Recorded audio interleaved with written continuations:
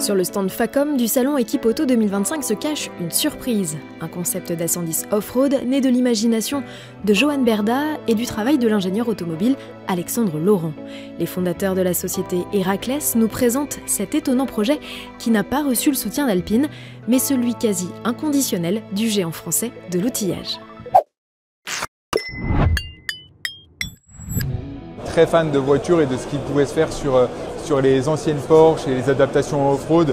J'ai eu cette idée il y a 5 ans en garant ma voiture à côté d'une Porsche de me dire pourquoi pas sur Alpine. Et de là a commencé une réflexion. J'ai essayé de contacter plusieurs préparateurs sur Porsche qui ne voulaient pas spécialement aller sur Alpine. C'était avant que Alpine sorte la Sport X. Et c'est vrai que j'étais un peu emballé par le projet, un peu déçu qu'ils n'aillent pas forcément plus loin et qu'ils ne la sortent pas. C'était une voiture qui aurait pu me plaire. Et donc du coup, on n'est jamais mieux servi que par soi-même. Et grâce à Alex, on a pu concrétiser un projet encore plus abouti. Alex, comment ne pas l'évoquer alors que c'est lui qui a fait la voiture en toute autonomie. Et il a fait les dessins des pièces, les moules, les pièces en carbone, enfin, et tout un tas de choses dont il vous parlera mieux que moi. Mais voilà, Alex est ingénieur auto de formation et il a travaillé sur plein de projets, plein de prototypes, en indépendant principalement. Et c'est cette rencontre qui a fait que le projet est là aujourd'hui. Johan est venu une fois me voir pour me parler de son projet. Et j'ai trouvé que le projet était très décalé et bien sympa, donc ça m'a plu. Donc en fait je lui dis on le fait mais on va loin. On ne fait pas juste des contours de roue en rehaussant avec des pneus à crampons, non, on a été plus loin. Et ça a matché tout de suite, on s'est bien entendu et voilà. Et on en a même créé une société en commun qui s'appelle Heraclès qui a géré le projet.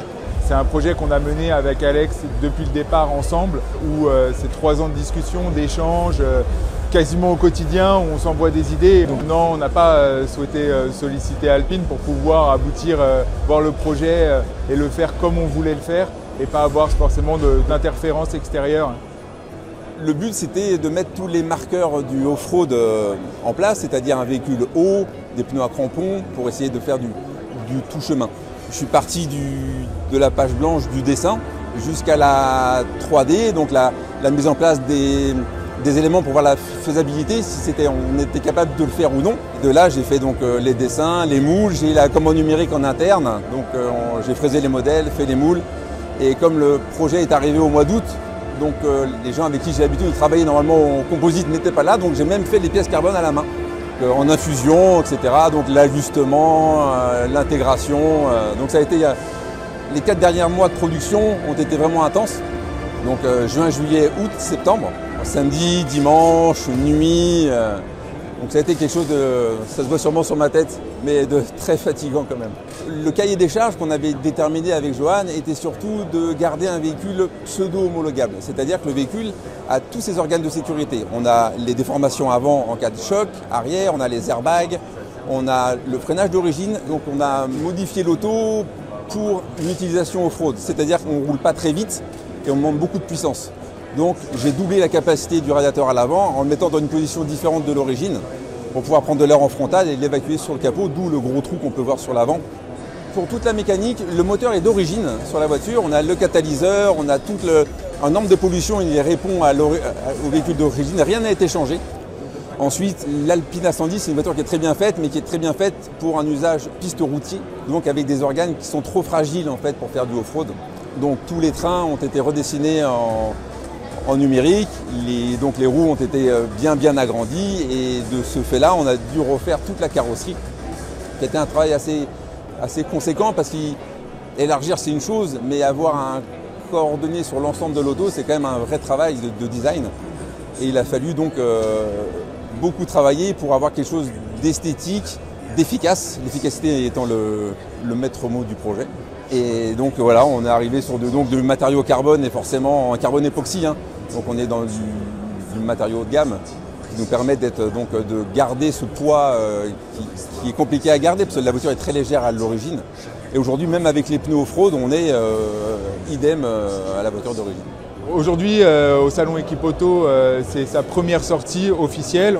La suite va s'écrire toute seule comme ce projet. C'est vraiment un enchaînement de rencontres et d'événements qui ont tracé l'histoire de la voiture jusqu'à aujourd'hui. Donc là, on laisse faire l'histoire et elle s'écrira d'elle-même. Facom connaissait Alex sur d'autres projets. Et ils sont venus vers lui en faisant part de leur souhait d'avoir un projet emblématique pour les 50 ans d'Équipe Auto et un projet jeune qui soit dans l'air du temps. Et en fait, ça a tout de suite matché. Et voilà, c'est toujours depuis le départ une aventure humaine. Et voilà, ils ont cru en nous dès le début et c'est ce qui a permis aussi d'emmener le projet jusqu'à maintenant et de lui donner une visibilité qu'on n'aurait pas eu sans eux. Donc voilà, on est très content d'avoir Facom avec nous. Pour la suite de ce projet-là, donc déjà, je suis très content de l'avoir fini, de l'avoir en vrai, parce que quand on part d'une idée, d'un concept et d'un dessin et d'arriver à une pièce physique, de mettre la clé de contact et de partir avec, c'est quand même une satisfaction qui est énorme. On a pu rouler avec avant de venir. Pour l'instant, tout va bien. Et là, en fait, après le salon, on va partir en test avec du l'auto pour aller un peu plus loin et puis pour régler un peu tout ça. J'aime beaucoup l'auto, elle me touche, donc on va sûrement faire une suite. Alors, est-ce qu'on en fera d'autres si on a des demandes? Sûrement, mais une évolution sûrement. Une évolution